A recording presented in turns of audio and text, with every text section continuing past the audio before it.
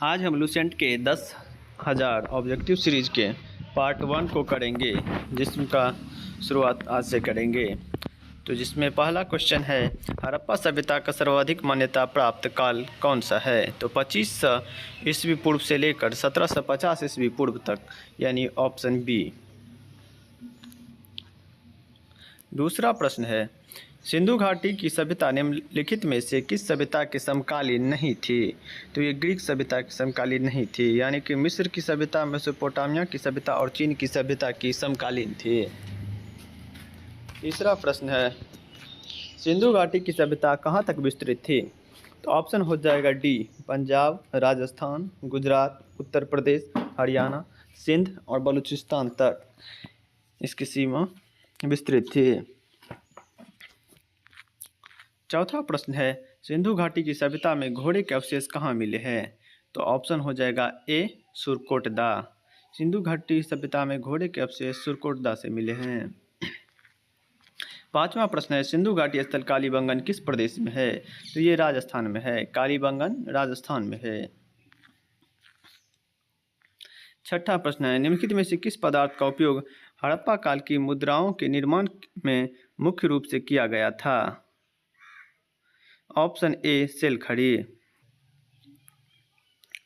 सातवां प्रश्न है, हड़प्पा सभ्यता किस युग की थी? तो ऑप्शन ए, कांस्य युग की थी। आठवां प्रश्न है, सिंधु घाटी सभ्यता के लोगों का मुख्य व्यवसाय क्या था? तो ऑप्शन ए, व्यापार था। नौवां प्रश्न है, हड़प्पा सभ्यता के निवासी थे? तो ये शहरी थे। 10वां प्रश्न है, सिंधु सभ्यता के घर किससे बनाए जाते थे? तो ये ईंटों से बनाए जाते थे।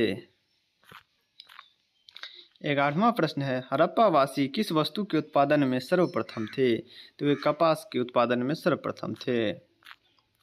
12वां प्रश्न है, निम्नलिखित विद्वानों में से हड़प्पा सभ्यता का सर्वप्रथम खोजकर्ता कौन था?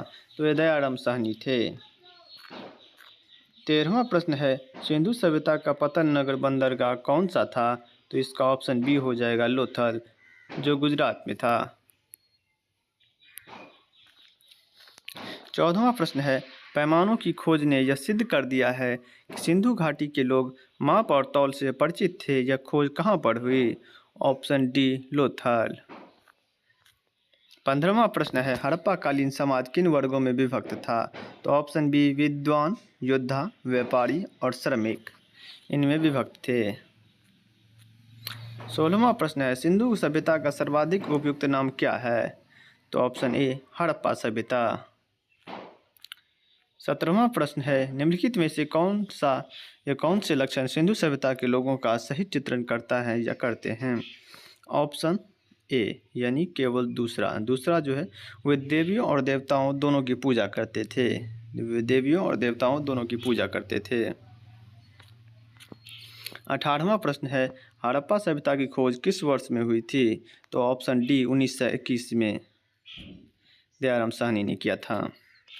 19वां प्रश्न है, हड़प्पा सभ्यता के बारे में कौन सी उक्ति सही है? तो ऑप्शन सी, उन्होंने पशुपति का सम्मान करना आरंभ किया। 20वां प्रश्न है, हड़प्पा के लोगों की सामाजिक पद्धति कैसी थी? तो ये उचित समतावादी थे। 21वां प्रश्न, सिंध का नखलिस्तान या बाग हड़प्पा सभ्यता की किस पुरा स्थल को कहा गया है? ये मोहनजोदड़ो को कहा गया है। सिंध का नखलिस्तान या बाग मोहनजोदड़ो को कहा गया है। 22वां प्रश्न है, हड़प्पा सभ्यता के संपूर्ण क्षेत्र का आकार किस प्रकार का था? तो ऑप्शन सी, त्रिभुजाकार का था।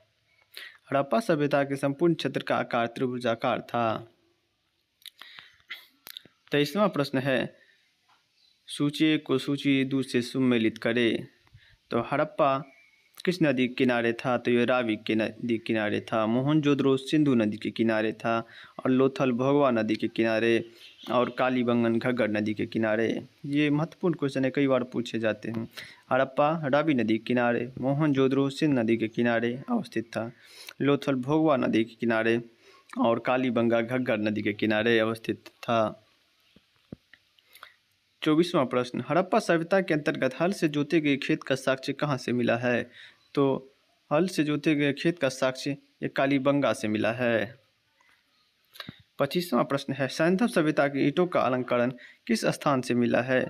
तो इसका अलंकरण का स्थान जो मिला है वो कालीबंगा से मिला है। तो इससे आगे अब दूसरा वीडियो में करेंगे, पार्ट 2 में इससे आगे के प्रश्नों को हल करेंगे।